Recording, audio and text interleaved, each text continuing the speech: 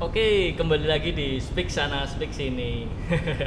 Ya, kali ini aku bangkit lagi main ke sebuah tempat yang sangat spesial dengan temannya Pik yang sangat spesial ini. Guys, ada Dokter AA. Dokter AA nya deh. Ya, Panggilannya Dokter AA. Dokter Adrian Budi Kusuma. Budi Kusuma. Ini harus jelas karena yang namanya Dokter Adrian itu ada dua di Iya. Purbalingga. Kembaran saya Upin Ipin ya. Betul. Yang senior Upin dulu, dia jadi Upin ya. Nah, kali ini aku bangkit lagi Speak Sana Speak Sini di Braling Grand Hotel by Asana Purbalingga. Naikin dulu. Oke. Iya, sip. Nah, kali ini aku bangkit pengen ngobrol dengan Dokter Aan sebagai salah satu pemerhati talasemia di Kabupaten Purbalingga. Ini memang isu yang mungkin sangat jarang kita dengar, mungkin didengar ya sriwing-sriwing tok gitu ya. Nah, kita mau ngobrol lebih dalam sebenarnya kondisinya seperti apa. Karena tempo hari aku bangkit main ke rumah talasemia di Rumah Sakit Gudeng ya. Ya. Itu memang trenyuh betul gitu ya, lihat pasien-pasien yang kebanyakan umurnya anak-anak sampai remaja, 5 tahun sampai 18-an tahun. Malah paling banyak mungkin 15 tahun ke bawah ya dok ya. Ya. Itu memang sangat banyak. Nah, kita akan ngobrol lebih banyak tentang apa sih talasemia dan kemudian kondisinya kayak apa di Purbalingga. Dok, kita Ya. ngobrol nih dok. Nah, Oke. saya mendapat info itu lebih dari 80-an Ya. pasien talasemia di Kabupaten Purbalingga dan mayoritas anak-anak. Sebenarnya kondisinya kayak apa dok? Sampai kalau saya melihat sekilas ini apakah datanya banyak gitu kan atau sedikit atau banyak sedikit itu bukan masalah tapi memang kondisinya sudah sangat krusial sekali untuk diperhatikan kita bersama. Oke. Makasih Mas Gagit. Assalamualaikum warahmatullahi wabarakatuh.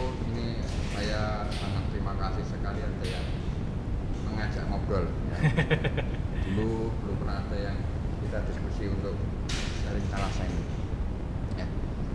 Sebenarnya talasemi itu sejak dulu kala sebelum saya sekolah pun sudah ada. Ya. Jadi penyakit sudah lama itu sebenarnya. Cuman kondisi saat di Purbalingga sebelum saya pun juga sudah ada. Nah, itu saya masuk di Purbalingga, memang saya heran kok banyak sekali ya pasien-pasien talasemia. Pertanyaan saya mau kumpulin. Nah, kemudian saya kumpulin. Ada datanya di sini ya nanti. Sebenarnya Purbalingga itu sudah termasuk ranking nilai yang 82 di Nusantara gitu. Kemudian saking banyaknya ini sebenarnya masyarakat atau penduduk Purbalingga ini tahu nggak sih sebenarnya talasemia? Iya. Ya. Kemudian saya ya bukan interogasi ya, saya tanya-tanya yang sehat-sehat. Iya. Tahu nggak sih talasemia? Nah, penyakit kanker dok, leukemia. Semua hampir 90%, jadi 99% lah ya. Itu saya nyebut talasemia itu larinya kok ke penyakit kanker gitu loh. Leukemia. Ya. Oh, berarti memang anak-anak talasemia yang menderita penyakit itu pun juga nggak tahu tuh talasemia, apalagi nanti yang normal. Yang Gitu. tidak bersentuhan sama sekali gitu Iya, gitu loh. Nah, berarti ini harus bukan kita boomingkan, kita harus kasih tahu. Karena makin banyaknya penyakit talasemia yang tidak terdeteksi kemudian dia muncul di permukaan, ini suatu fenomena gunung es. Iya. Iya kan? Yes, ya. Ya, banyak sekali. Kemudian saya nanya, ini Pak Anda itu semua ada di mana pasien talaseminya? Ternyata ya kita punya senternya di Banyumas. Oke. Oh, mereka pada ke sana. Banyak yang di sini itu hanya karena satu, problemnya jauh Mas. Karena harus minum, biaya juga dan sebagainya. Lah, kepinginnya di sini aja. Tapi waktu itu di sana tuh ini di Purbalingga belum sebagus atau sebaik dengan Banyumas. Oke. Ya, itu. Nah, talasemia itu sendiri itu adalah suatu kelainan dari darah yang bersifat genetik yang bisa diturunkan. Oke. Nah, Berarti kalau orang tua kena, anak kemungkinan iya, besar bisa kena.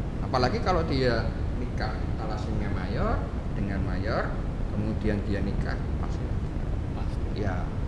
Nah, itu yang nantinya ada thalassemia mayor yang kita yang ada di pasiennya Udeng ini yang siap rutin dia transfusi. Rutin transfusi Berapa kali per bulan? Nah, itu 1 bulan sekali, tergantung dari hemoglobinnya atau HB-nya. Karena dia tidak bisa membentuk. Begitu dia transfusi, 1 bulan dia ngedrop lagi. Kalau kita kan ditransfusi bertahan. Nah, ini kalau kita transfusi udah bagus nih 12 nih. Iya. 1 bulan 3 bulan dia akan ngedrop 5, 3, 2 bahkan kalau itu 1. Oke. Bisa kayak gitu. Nah, tapi bukan itu aja Mas Manggit. Yang jadi masalah juga bagi mereka begitu dia transfusi, di situ ada kandungan zat besi ya yang membebani jantung. Jadi dia harus minum obat lagi. Macamnya kira-kira ada 5. Vitamin nanti kelas besi, vitamin D, vitamin E, vitamin C, asam folat. Itu 1 bulan 5 ping 1. Iya. Itu seumur hidup Mas. Seumur hidup obat ya. Obat kalau dikasih duit biar apa udah. Itu loh. Iya. Jadi apalagi anak kecil. Anak kecil kalau minum obat aja bukan itu aja. Batuk pilek minum obat udah malas apalah. Sekarang thalassemia.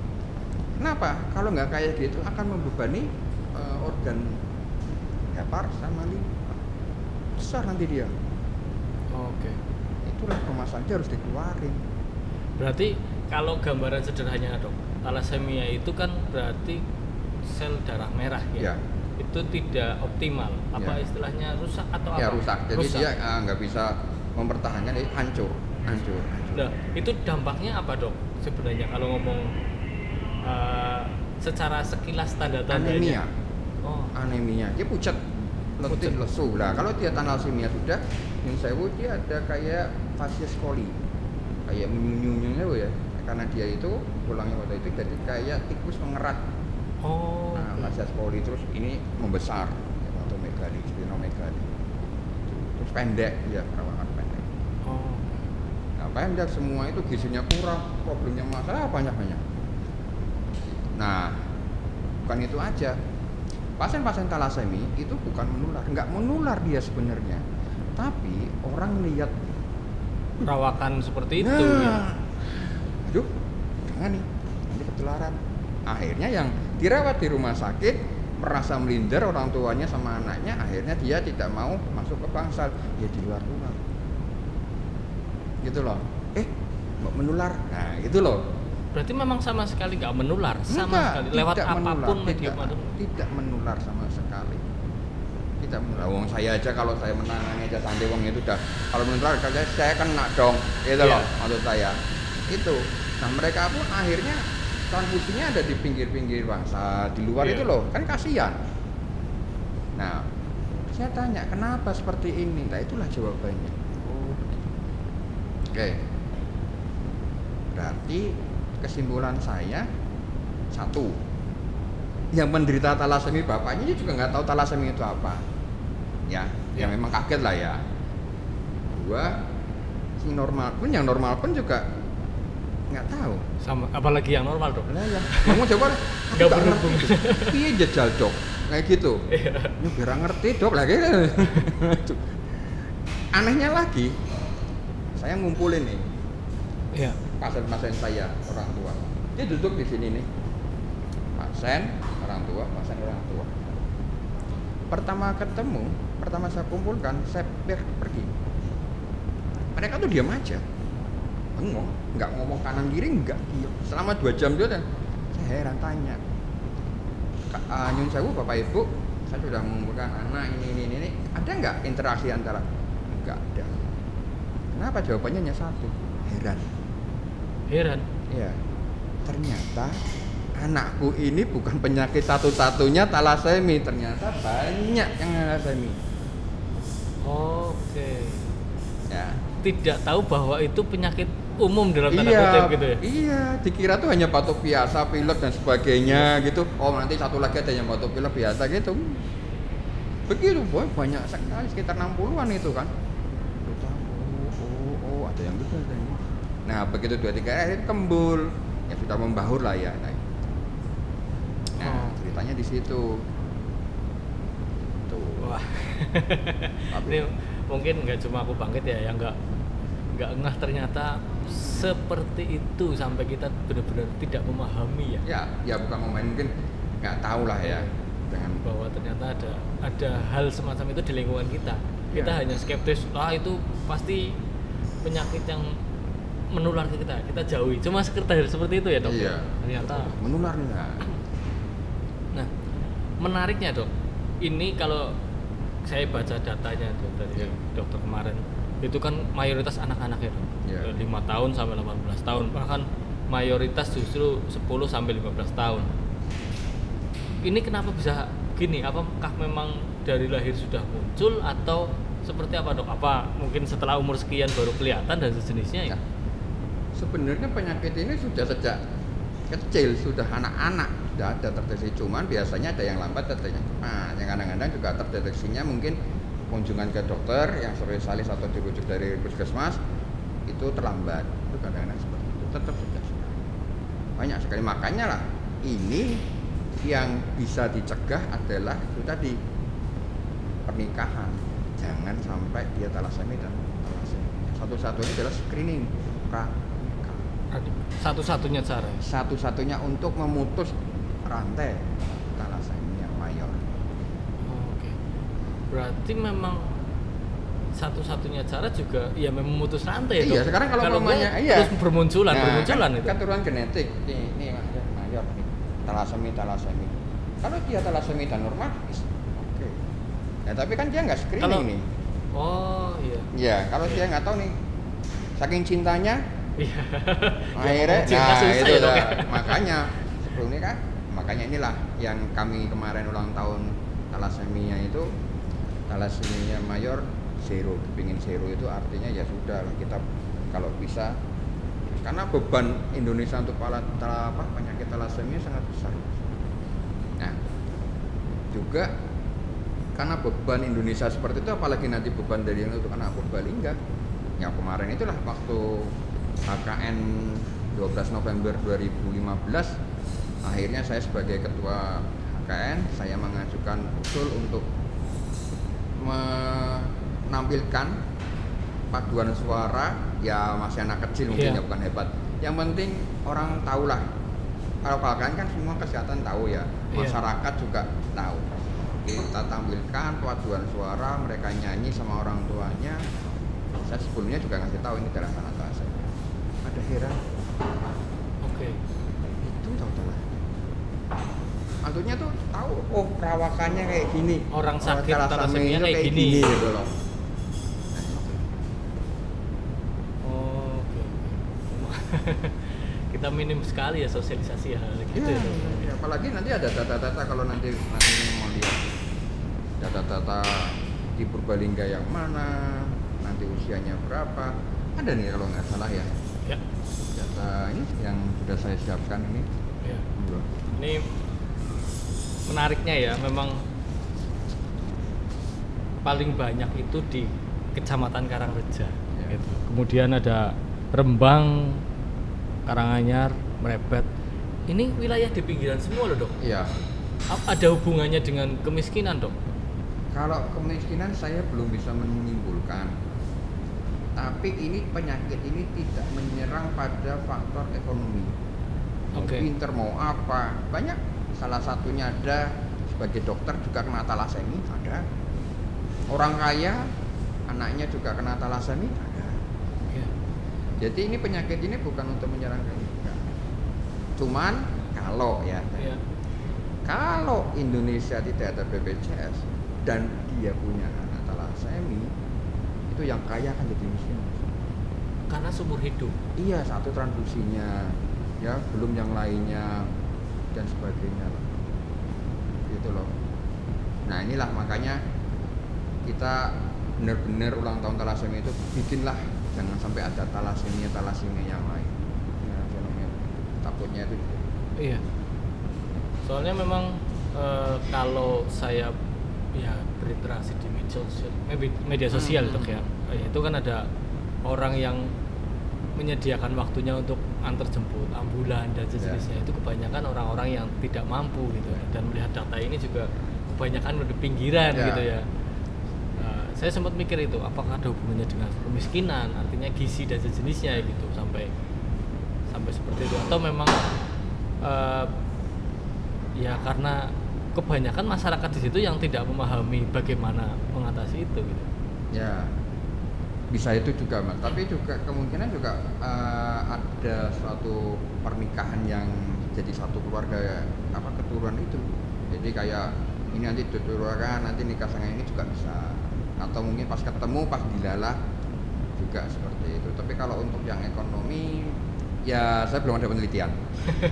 Mungkin ada penelitian lebih lanjut itu. Cuman kalau yang untuk full 100% untuk kemiskinan jadi karena banyak yang dari ada talasemia dari dokter juga ada, guru pun juga ada gitu. Cuman memang ya kita problemnya itu tadi Mas Bangkit, mereka itu di pinggiran, fasilitasnya di rumah sakit, jaraknya pun jauh. Nah itulah kadang-kadang rujukan juga dipersulit. Nah gitu loh, itu mereka sudah bawa anaknya ke begitu, terus rujukannya dipersulit, jaraknya jauh, sudah capek dan sebagainya. Nah itulah ya dilema. Coba untuk dibayangkan aja kalau itu menimpa Anda sendiri. Iya, bayang dong, berat sekali tuh. Iya. Banyak kali tuh.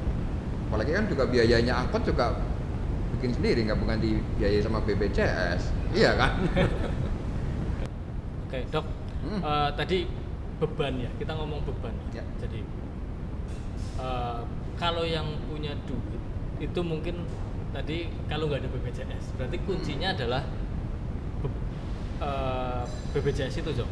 Karena kalau misalnya saya kadang mikir, lah ini orang-orang tiap bulan harus transfusi darah dengan beban yang sangat tinggi, gitu kan? Biayanya kan nggak murah kan gitu ya. Iya. Dari mana mereka bisa itu nih? Nah, berarti selama ini yang mengcover memang BPJS. Iya. Untuk semua transfusi, biaya obat itu kan sudah termasuk sarana jaminan kesehatan BPJS.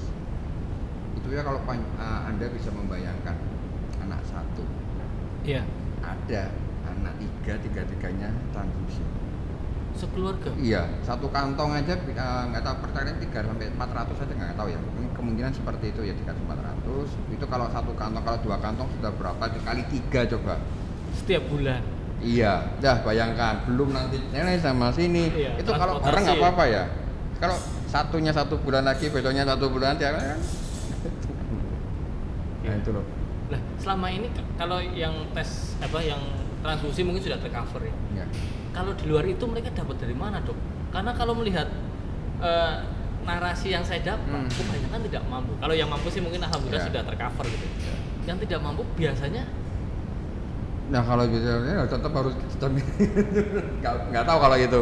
Kalau mungkin di mana-mana kalau sudah seperti itu kami akan untuk tolong deh kalau bisa ke BPJS karena walaupun kaya pun, walaupun apapun kalau sudah seperti itu ya lebih baik ada BPJS.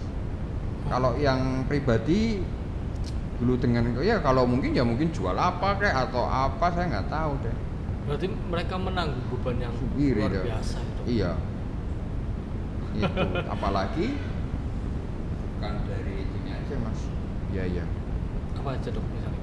Contoh ini gambaran aja ya. Iya gambaran aja. Bapak Ibu datang ke saya periksa, saya Bapak Ibu ini saya nyata ya karena saya waktu itu ada mendiagnosa umur 9 bulan. Harusnya 6 bulan dulu udah pernah, harusnya sudah bisa kedetek. 6 bulan? Ya harusnya loh, saya dari anamnesa itu sama permisalan kemungkinan 6 bulan harus. Akhirnya dia datang ke saya itu umur 9 bulan. Oke. Ini sudah, Ibu Bapak permisi ini pakai BPJS atau umum? Saya bilang gitu, umum dok ini. Oh ya udah. Ya udah saya mau tawarkan, mau nunggu atau bagaimana? Langsung aja, oh ya udah. Ya udah. Berat loh, dokter itu menyatakan sesuatu penyakit kepada kadang-kadang nggak terima kan, katanya kaget kan gitu loh. Ya udah akhirnya saya Pak Ibu nyun sewu ini berdasarkan anamnesa, pemeriksaan fisik, lab dan sebagainya. Saya tunjukkan ini sudah ada tegak adanya thalassemia beta mayor. Belum tahu dia. Sudah selesai kan? Ya biasa aja. Saya lanjut. Nah, nanti saya terangkan apa itu thalassemia beta mayor. Oh, kayak gini dan transfusi gini. Langsung. Ibunya meneng. Nah, bapaknya ngomong, kira-kira kedepannya bagaimana dok? Perkembangan. Nah, saya bilang banyak sekali yang kata-kata. Nah, dari dia transfusi mulai bayi, otomatis kan masih tergantung ibu dan bapak, iya kan? Asi asu. Umur berapa dia masih nggak bisa langsung lepas kan? Iya. Nah, umur sekolah. Nah, ada satu cerita. Ini kenyataan ya, bukan saya mengada. Saya itu kadang-kadang sama mereka itu yang di ruangan thalassemia kita ngobrol. Kamu maunya apa dulu, gimana cerita? Ada beberapa anak yang dibully. Dibully? Iya, dibully sama teman sekolahnya. Itu wajar lah ya. Ya teman sekolah Dracula, darah. Aku lupa itu. Ada kata-kata apa? Oke, Dracula. Kempreng apa gitu lah, nggak ikut olahraga, sedikit sakit, sedikit izin, sedikit ini. Nah kalau kelompok belajar sedikit nggak masuk, nah gitu loh, banyak lah yang seperti itu. Tapi ada yang saya sampai ngelus dada, dia dibully sama gurunya. Sama gurunya dong? Wah, itu yang mana gini. Ini gimana? Guru membuli siswanya? Lah ya itu, kowe iki isine izin wae. Mah piye sekolah lagi.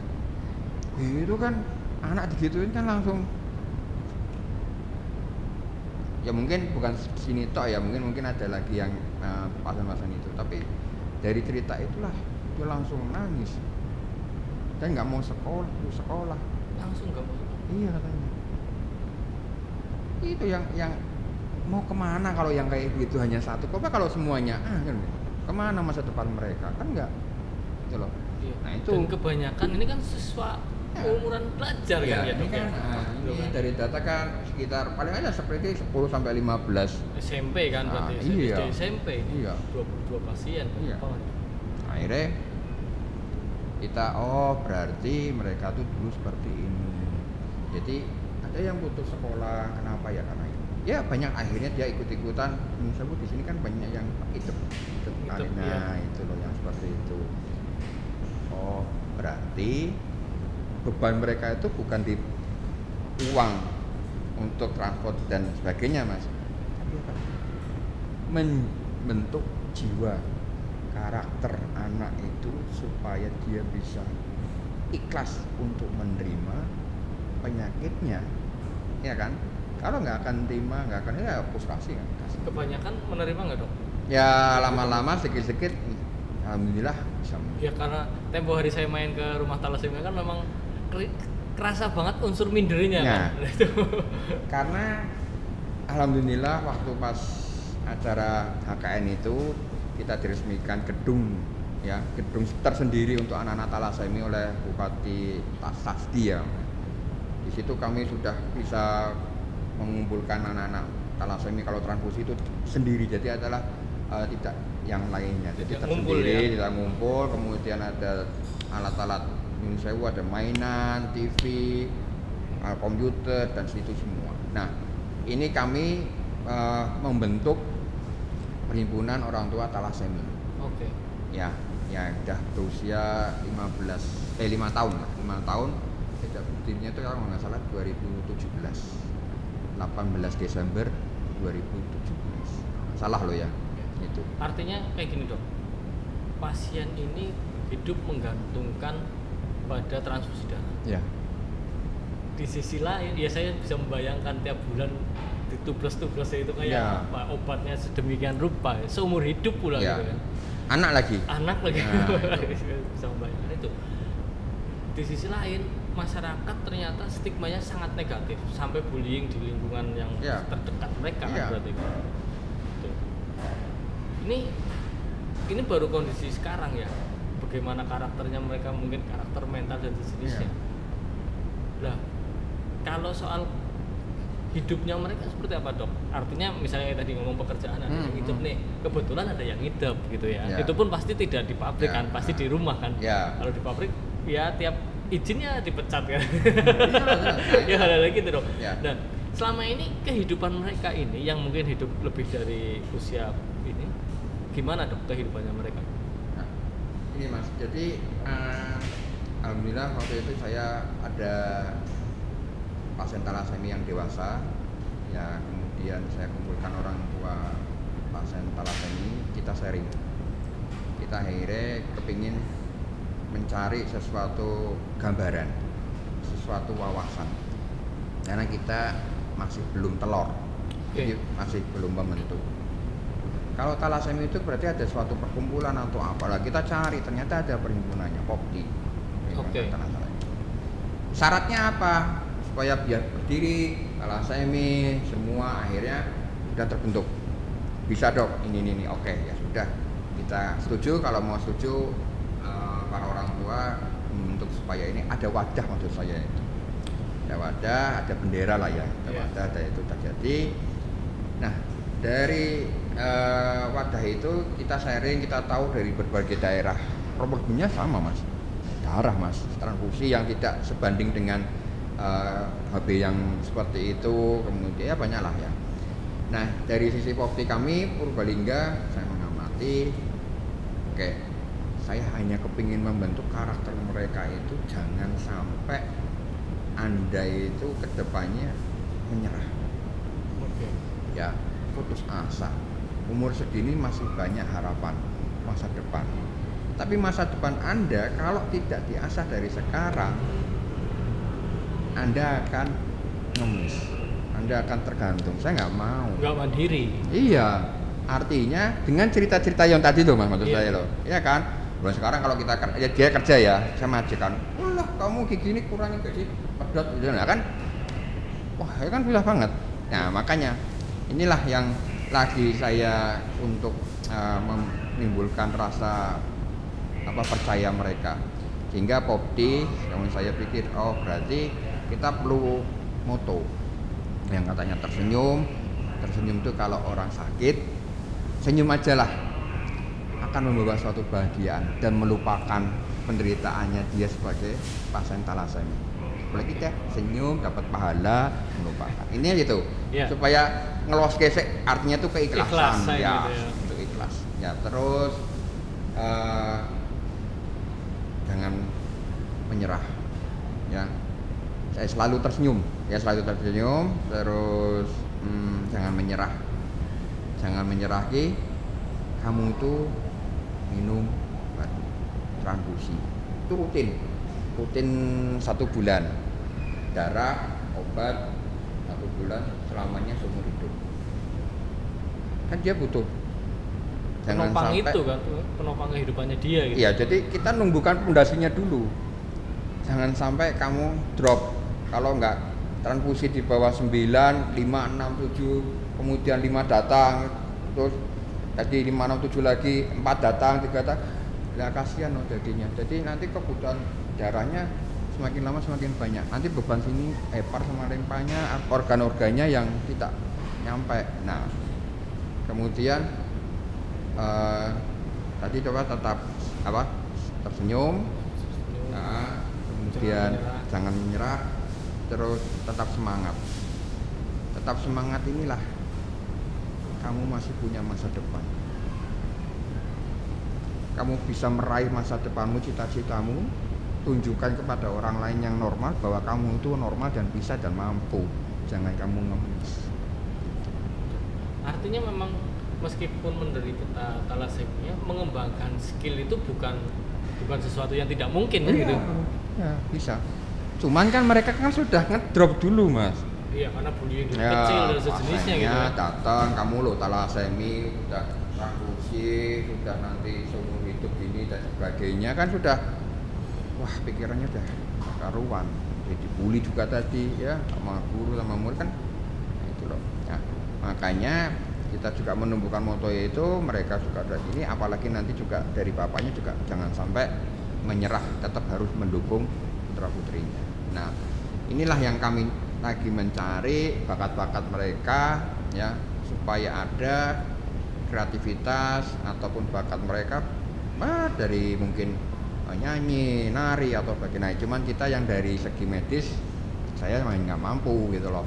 Mungkin kalau ada Mas Bangkit, ada teman, oh ada yang bisa nari dok, latih, ya monggo. Tapi ya kita lihat dulu kemampuannya mereka, bisa apa enggaknya, mau apa enggaknya, dan mungkin ya biaya dan sebagainya. Nah ini kan kami lagi ada orang yang, dok maaf kalau diizinkan saya akan membina, tapi bukan kayak nari atau, tapi ngaji. Oh, ngaji. Baca Quran.